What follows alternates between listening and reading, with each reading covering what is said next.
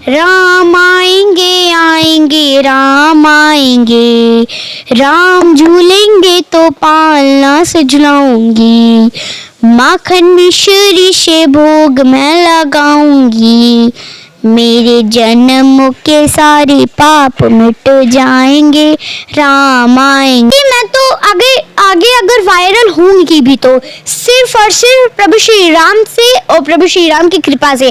अगर जो चीज प्रभु श्री राम के बारे में जो कहेगा मैं उसी को जवाब दूंगी और आलतू फालतू बात को बिल्कुल भी जवाब नहीं दूंगी। और जो लोग कह रहे हैं कि राम जी केवल बीजेपी के आ रहे हैं, वो लोग बहुत गलत कह रहे हैं कि प्रभु श्री राम बीजेपी के लिए आ रहे हैं। प्रभु श्री राम सबको एक बराबर मानते हैं, किसी को ना ही ज्यादा किसी को ना ही कम, लेकिन दुष्टों को कम ही मानते हैं। वो कहते हैं ना दोस्तों, भक्ति और कला किसी उम्र का मोहताज नहीं होता है।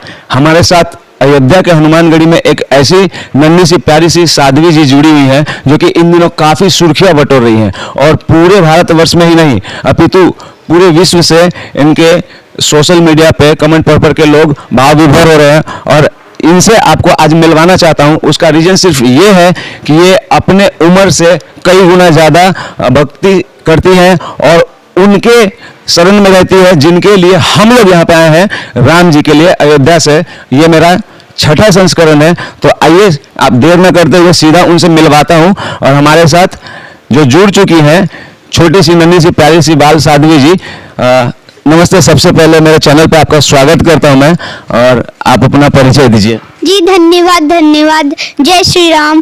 मेरा नाम विंध्यवासिनी त्रिपाठी है और मैं प्रभु श्री राम के नगरी में रहती हूँ, अयोध्या धाम में। और जैसे मेरा पता है वहाँ वेदांती मंदिर के गली में। आप कौन से क्लास में पढ़ती है साध्वी जी? जी मैं क्लास 4th में पढ़ती हूँ।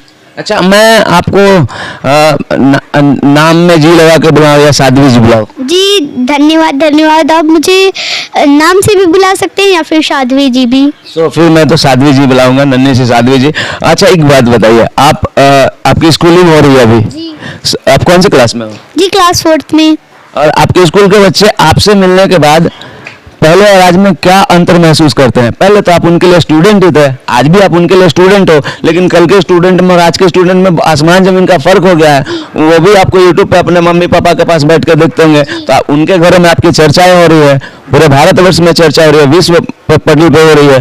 तो इतना जो प्रसिद्धि आपको मिला है, कैसे महसूस होता है ये सारी चीजें, और इसको आप कैसे लेते हो और कैसे ये किसी और बच्चों को समझाना चाहती हो कि इस सिचुएशन को कैसे हैंडल करना चाहिए? क्या महसूस होता है एक्चुअली? जी धन्यवाद। मुझे प्रसन्नता इसके लिए नहीं हो रही कि मैं वायरल हो रही हूँ, लेकिन जो हमारे प्रभु श्री राम के बारे में जो भी प्रश्न पूछेगा तो मैं उसको उत्तर अच्छे से दूंगी।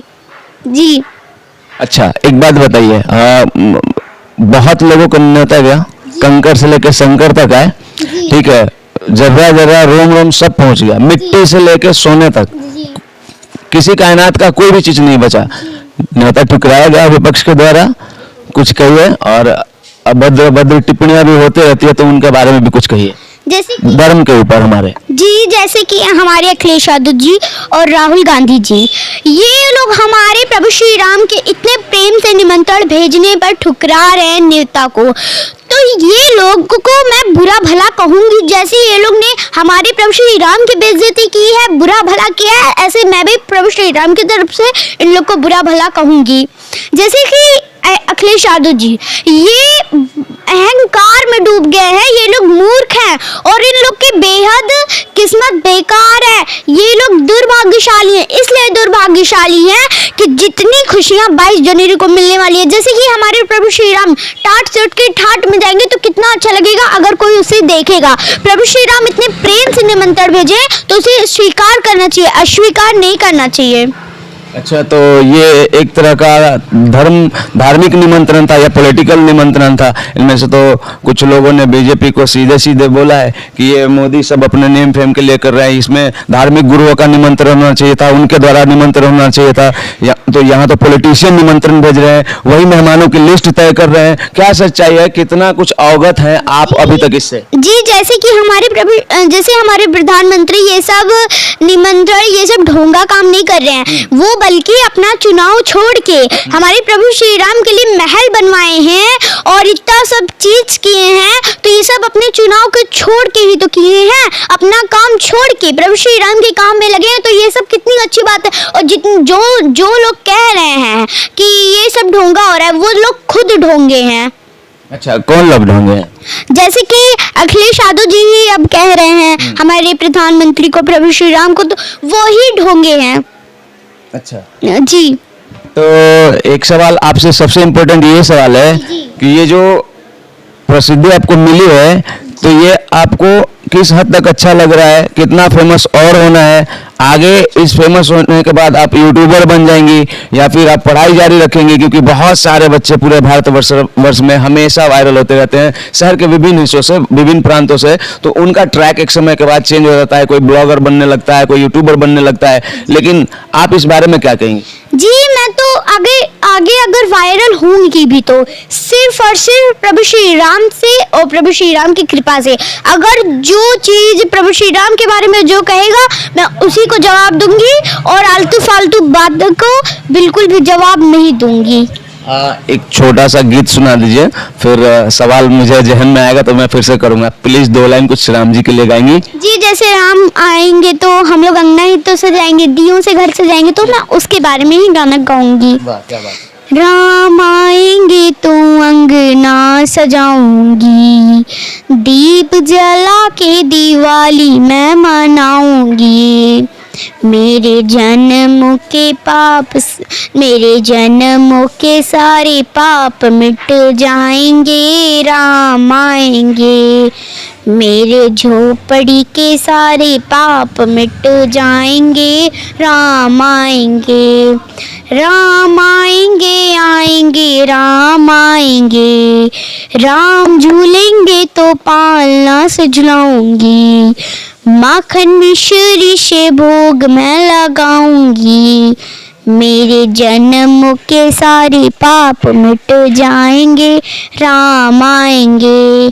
मेरे झोपड़ी के सारे पाप मिट जाएंगे, राम आएंगे। जय श्री राम। जी, बहुत बहुत धन्यवाद। अब एक छोटा सा सवाल और, अपने ऐसे बच्चों को क्या संदेश देना चाहती हो? उनको पढ़ाई और मतलब ज्ञान मार्ग और भक्ति मार्ग को कैसे संतुलन बनाना चाहिए उनको, कि पढ़ाई कैसे करे और साथ ही साथ भक्ति कैसे करे? जी, कृपया करके बालक और बालिकाएं अपनी पढ़ाई पे ध्यान दे और साथ साथ भक्तिशाली पे भी ध्यान दे।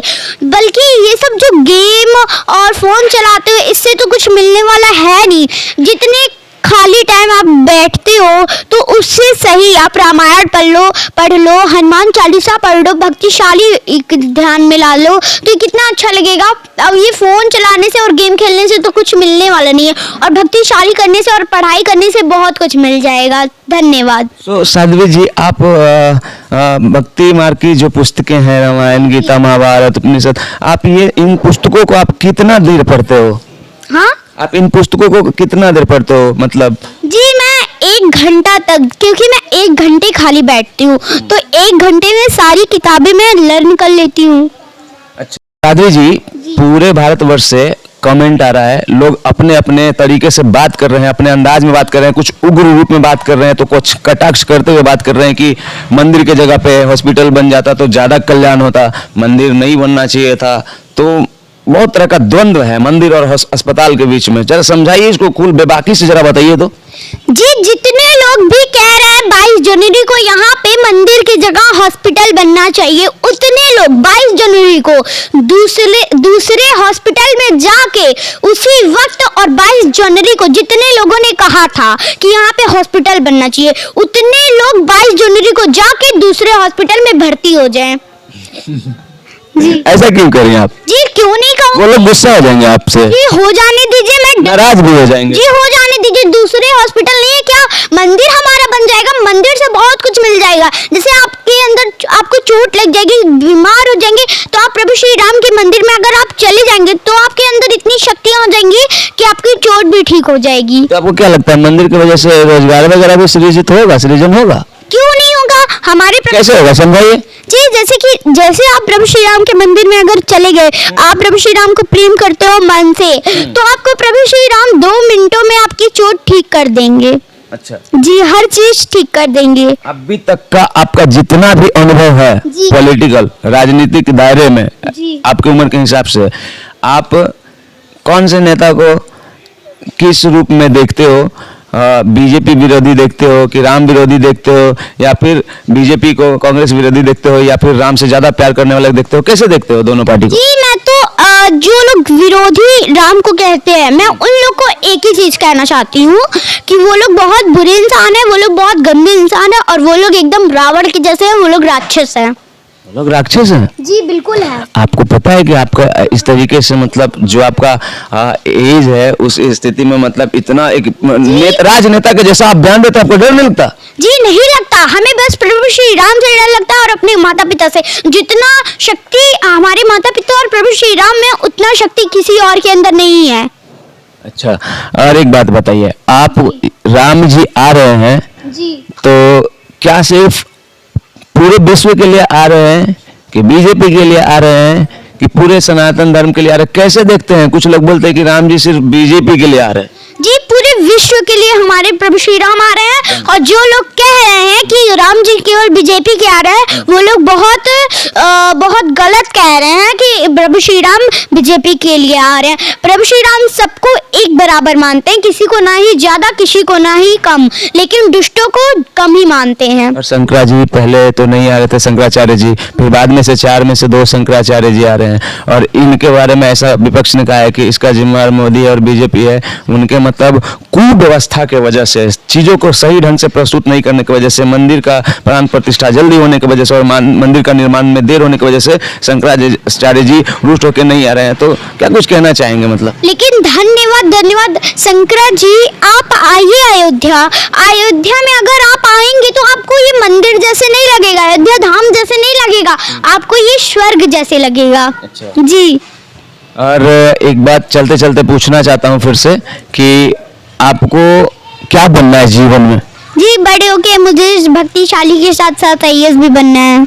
और पूरे भारतवर्ष के बच्चों को क्या कहना चाहती हैं? जी, कृपया करके बालक और बालिकाएं अपने पढ़ाई पे भी ध्यान दे और भक्तिशाली पे भी ध्यान दे। बच्चों के माता पिता से क्या कहना चाहेंगे? जी, कृपया करके अपने बच्चों को अच्छी शिक्षा दे, और जितने भी बच्चे अपनी माता पिता को मॉम डैड कहते हैं, मम्मा डैडी कहते हैं, तो ये सब बुरा कहते हैं, अपने माँ बाप की ये लोग बेइज्जती करते हैं। यहाँ पे साध्वी जी की मम्मी है, माता जी हैं, हम आपको मिलवाना चाहते हैं। आंटी, आप एक सेकंड के लिए, उन्होंने इनकी परवरिश कैसे की होगी कि ये प्यारी सी छोटी सी बच्ची आज इतने कम उम्र में इतने ज्ञानी और पांगत हो चुकी है, जो कि चीजों को इतने स्पष्ट रूप से आपके सामने रखते जा रही हैं कि आप बस रोके नहीं जा रहे और देखते जा रहे हो। माँ जी, सबसे पहले नमस्ते, आपको प्रणाम करता हूँ, पैर छू के प्रणाम करता हूँ। माँ जी, जय श्री राम।